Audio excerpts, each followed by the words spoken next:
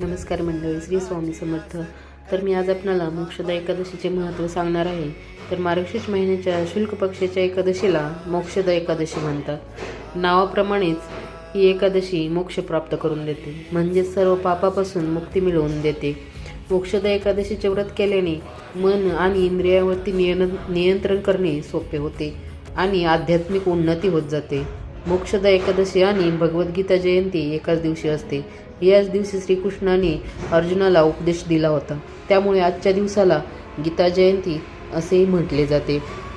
या दिवशी श्री भगवान विष्णूंची सेवा केली जाते, पूजा केली जाते. त्याबरोबर श्री महालक्ष्मीची सेवा केली जाते. त्यामुळे भक्तांना सुख आणि शांती प्राप्त होते. काही मान्यतेनुसार या एकादशीचे व्रत केल्याने आपल्या पूर्वजांचा उद्धार होतो, त्यांनाही शांती लाभते. त्यामुळे मोक्षदा एकादशी खरंच मोक्ष प्राप्त करून देते. धन्यवाद.